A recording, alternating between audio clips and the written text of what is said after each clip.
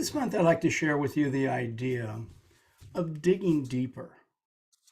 When you're interested in prospecting a particular association, sure, you can go to their website and you can get a little information. Sometimes you can get a lot of information, but there is a way to go even deeper. And this is particularly valuable if you're trying to sell a consulting project or if you're trying to sell a multi-day speaking schedule or something other than simply just a speech or simply just a webinar. Now, if you're trying to sell an association, this would be helpful too. But I'll tell you, one of the ASSC members called me a while back and said, hey, I need help with such and such association. They want me to put a proposal in and I need some information. So I showed him what I'm going to show you, how to go get that information. And all of a sudden he's looking, goes, oh my gosh, they spent X amount of dollars for consulting last year. Oh yeah, hey, what I want to do is totally within what their budget is.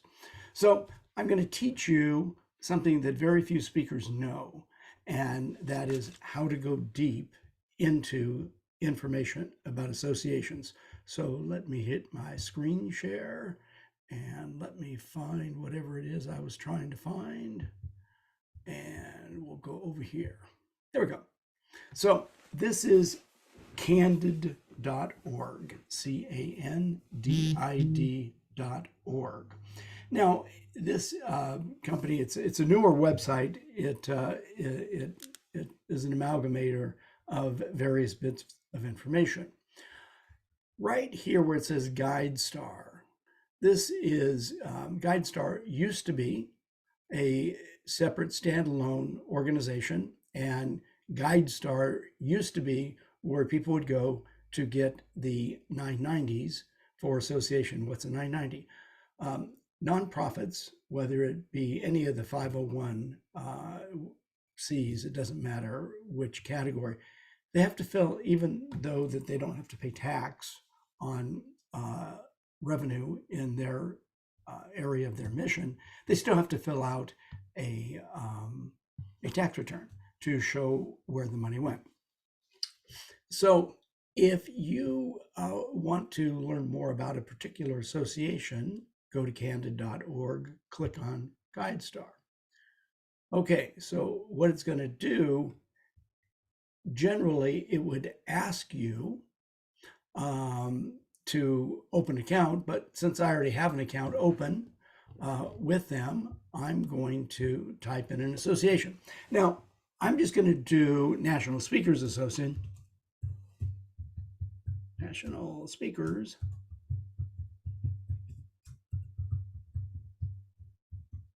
To make the point. I mean, not that anybody on this call is going to be trying to sell anything to the National Speakers Association, but many on this call are members or at least know about it. And I think this would be just a good association to use as an example. You can type in any association you want, hit search,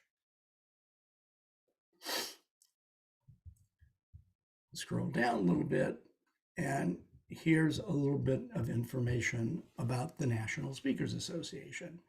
It shows gross receipts, $5 million, assets, $3 million, gives, a modicum of information about the association. And you might go, okay, well, thanks, Ed, that's not too helpful. Oh, but wait, there's more. Let's click on National Speakers Association. Now what we get is a little bit more information. So we get we get the mission of the organization, when they became a 501. It gives us their tax ID number, principal officer, John Barb. I have no clue who that is. That's out of date because we all know that the principal officer would be Jamie Nolan. But here's the important thing. Let's go over here. See where it says tax forms. That's what I want you to look at. Right here, tax forms, show Forms 990. Let's click on that. Now, the the good and the bad, because it's free, you're not going to get last year's information, but you get 2 years old information. So we'll get 2022. Good enough. I mean, they don't change dramatically. So I'm going to make this just a little bit bigger, a little bit easier for you to see it.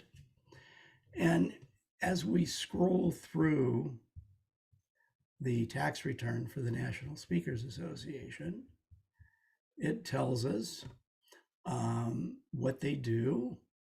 It gives us some financial information as far as money brought in from programs, from membership, shows us the total revenue, shows us grants, liabilities, other things.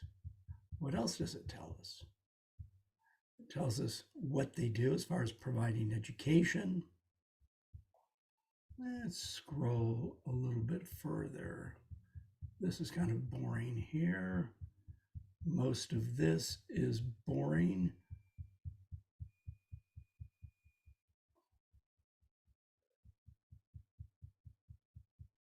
Let's see. As we scroll through, you can understand why it takes these. Let me grab the. It takes quite a bit of time because I have to fill out one of these for the cigar peg every year. Also, it's got all kinds of information now. Oh, looky here. There we go. This is fascinating. So we look at the officers of the organization and what their compensation is. And, just right here, it shows the CEO, Jamie Nolan.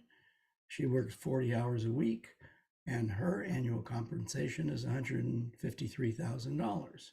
Mike Staver, the chair, well, he's not the chair anymore. He was last year. He makes nothing. Then there should be more information on staff.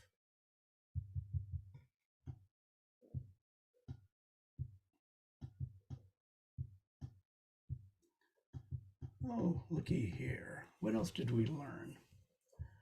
The money they make on certifications, the CSP, is $36,000. The money they make on meetings is $1,300,000, $1,200,000. Although their meetings aren't real profitable because their cost is pretty high. Membership dues, they make $1,000,000. Publications make a small amount. Subscriptions, a small amount. The point, as we go through, we can look at the money they make from dividends from their reserves, securities, so forth and so on. So also look at right here. This number shows other salaries and wages. So besides Jamie Nolan's compensation, all the staff that NSA has, it cost NSA $685,000 a year to pay for them. Other expenses listed.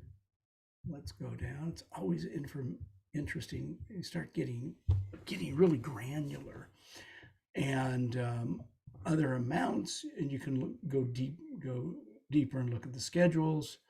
Information technology, occupancy, travel. Okay, conferences. So it showed that they made $1,200,000 on conferences, but they spent $1,300,000. And as we just keep digging through their balance sheet, the point, I don't want to spend hours talking about everything, but you can do this yourself. You can look at like total revenue, 2,800,000, total expenses, 3,800,000, revenue, gain or loss. NSA lost $1 million in 2022. Not great. So this information will help you. Let's see, I'm just going to go through this quickly. We don't do any lobbying, anything else of interest as you go through. There should be schedules attached that will give you a little bit more detailed information as we just keep going. Oh, here we go. Schedule O. That's where we start getting a little bit more granular information as far as explaining things in the 990. The important thing that you have, that's about all I really want to deal with. I'm going to stop the share. The important thing is, if you're looking at an organization and you really want to understand who they are, most of the organizations, most of the associations will list their top 2 or 3 paid people.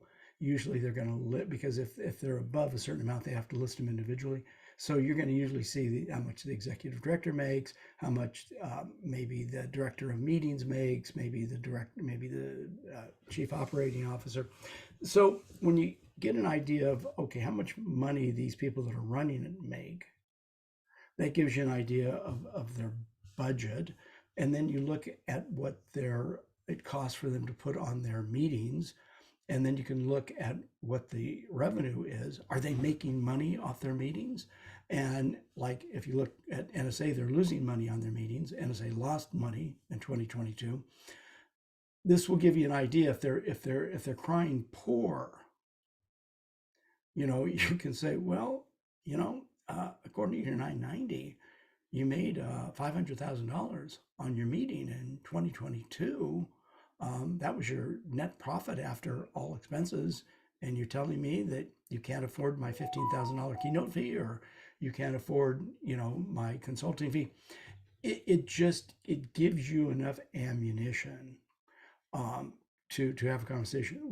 Whenever I get a request for a proposal and somebody from an association wants to talk to me, I always go pull up their 990, look and get an idea of of what the association's doing.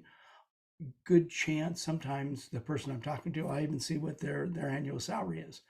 Not that I'm going to tell them that I know how much they make, but it puts it in perspective and understanding, okay, this person is a $100,000 a year person. This person's a $150,000 a year person. This person's a $200,000 or $250,000 a year person. It gives you an idea of who you're dealing with and puts it in perspective. So I would encourage everybody to, if you're really serious about really wanting to dig into an industry and dig into an association, take a little bit of time. Go to Candid, click on GuideStar, open up an account. It's free and only takes a couple minutes before you're going to talk to an association. Just take a quick look at their 990. It'll help you, give you plenty of ammunition when you're talking to them about what kind of project it is, what they have as far as pay. I know they have their budget, but it puts it in perspective for you. And if they're crying poor and they made off of their conference or this or that or the other a year or two ago, a few $100,000 or a couple $1,000,000, you can, casually say, well, according to your 990, in 2022, your conference made $500,000. So, or, you had a net revenue in 2022 of $3 million. Why are we quibbling over, $50,000 here? This should be helpful. I hope that you find this valuable. Now let's turn it back over to Aidan.